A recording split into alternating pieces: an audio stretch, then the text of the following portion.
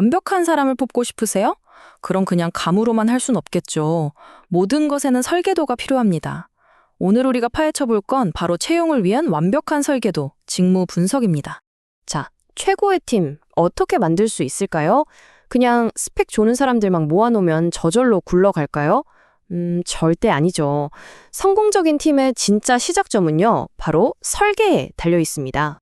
생각해보세요. 우리가 집을 지을 때 설계도, 그러니까 청사진 없이 시작할 수 있나요? 불가능하잖아요. 팀을 만드는 것도 똑같습니다. 제대로 된 계획, 바로 그 청사진이 반드시 있어야 해요. 만약에 그런 계획이 없다면 어떨까요? 그건 마치 어둠 속에서 목표물도 없이 총을 쏘는 거나 마찬가지입니다. 그게 얼마나 위험한 일인지 한번 보죠. 명확한 기준이 없으면요, 채용은 그냥 운에 맡기는 도박이 되어버립니다. 이 사람 괜찮아 보이는데? 하는 감으로 뽑았다가 조직에 잘 안 맞으면 어떡하죠? 이건 정말 큰 리스크예요. 이제 이 위험한 추측 게임을 끝내고 체계적으로 접근하는 방법을 알아보겠습니다. 네, 바로 그 체계적인 접근법이요. 그게 바로 모든 직무를 위한 청사진이라고 할 수 있습니다. 이게 그냥 이론만 있는 게 아니에요. 실제로 캘리포니아 주 정부의 인사를 총괄하는 캘 HR 같은 아주 전문적인 기관에서 실제로 쓰고 있는, 그러니까 현장에서 이미 검증이 끝난 프로세스라는 거죠. 이 청사진의 공식적인 이름이 바로 직무 분석입니다. 소스 자료를 보면 이렇게 정의되어 있어요. 어떤 직무에서 꼭 해야 하는 일들이 뭔지, 그리고 그 일들을 제대로 해내려면 어떤 능력이 필요한지를 체계적으로 밝혀내는 과정이다라고요. 쉽게 말해 그 자리에 딱 맞는 사람을 찾기 위한 설계도를 그리는 작업이라고 보시면 됩니다. 자, 그럼 이렇게 중요한 청사진, 도대체 어떻게 만드는 걸까요? 크게 5단계로 나눠서 볼 수 있습니다. 직무 분석은 총 5단계로 진행되는데요. 먼저 정보를 싹 모으고 계획을 세웁니다. 그리고 그 직무가 구체적으로 무슨 일을 하는지 적고요. 그 일을 하려면 어떤 능력이 필요한지 정의합니다. 그 다음엔 이 둘을 착착 연결하고 마지막으로 이 모든 과정을 문서로 딱 정리하면 끝! 자, 그럼 한 단계씩 차근차근 뜯어볼까요? 첫 번째 단계는 직무 연구입니다. 이건 진짜로 건물을 짓기 전에 땅부터 살펴보는 거랑 똑같아요.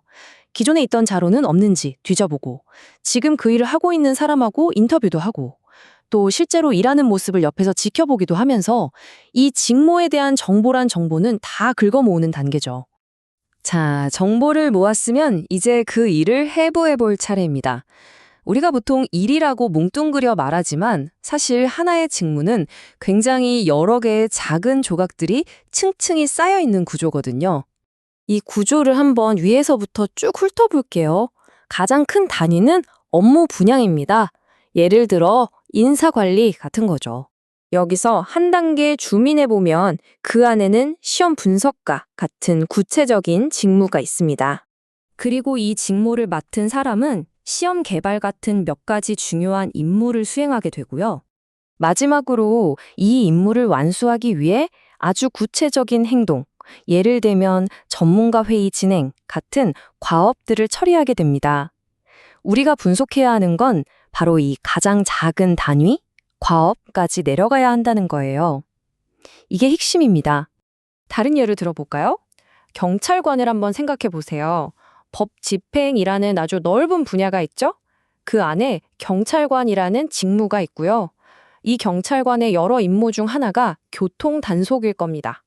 그럼 이 임무를 위해 뭘 하죠? 네, 바로 법규 위반자에게 딱지를 발부하는 구체적인 과업을 수행하는 거죠. 이런 식으로 업무를 가장 작은 단위까지 쪼개서 명확하게 만드는 게 정말 중요합니다.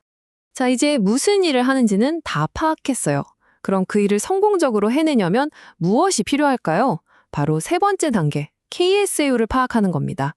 우리 청사진에 비유하자면 이건 가장 중요한 건축 자재에 해당하는 부분이에요. KSAU, 좀 낯설죠?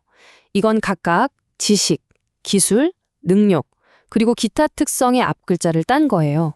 쉽게 말해서 뭘 알고 있어야 하는가, 뭘 실제로 할 줄 아는가, 그리고 얼마나 잘 해낼 잠재력이 있는가 같은 것들을 말하는 거죠. 이 재료들이 제대로 조합되어야만 직무를 성공적으로 수행할 수 있는 겁니다. 이제 거의 다 왔습니다. 4단계에서는 앞에서 분석한 과업과 KSAO를 서로 연결해 주는 거예요. 이 일을 하려면 바로 이 능력이 필요하다. 이렇게 짝을 지어주는 거죠. 그리고 마지막 5단계에서는 이 모든 분석 과정을 깔끔하게 문서로 남겨서 공식적인 보고서, 즉 최종 청사진을 만드는 겁니다. 이렇게 하면 누가 봐도 명확하고 법적으로도 방어할 수 있는 객관적인 기준이 탄생하는 거죠. 그런데 이렇게 힘들게 만든 청사진, 즉 직무 분석이 그냥 사람 뽑을 때만 쓸까요? 천만에요. 그 쓰임새는 생각보다 훨씬 넓고 다양합니다. 보세요. 잘 만들어진 직무 분석은요. 공정한 채용 시험을 만드는 기준이 되는 건 기본이고요. 직원들한테 어떤 교육이 필요한지 알려주는 나침반이 되기도 합니다. 또 이걸 기준으로 성과를 객관적으로 평가할 수 있고 더 나아가서는 공정한 월급 체계를 만드는 데까지 그야말로 모든 인사활동의 가장 핵심적인 근거 자료가 되는 셈이죠. 그래서 이 소스 자료는 딱 한마디로 정리합니다. 직무 분석은 모든 인사 기능의 가장 근본적인 기초다. 정말 이보다 더 정확한 표현이 있을까요? 자, 그럼 이 모든 이야기가 오늘 이걸 보고 계신 여러분께는 어떤 의미가 있을까요? 이제 앞으로 채용 공고를 보실 때 한번 그 이면을 생각해 보세요. 이게 그냥 해야 할 일들을 쭉 나열한 목록으로 보이시나요? 아니면 이 회사가 어떤 인재를 찾고 있는지 정말 치밀하게 그려놓은 청사진으로 보이시나요? 그 청사진을 읽어낼 수 있는 눈을 갖게 된다면 여러분에게 진짜 기회가 보이기 시작할 겁니다.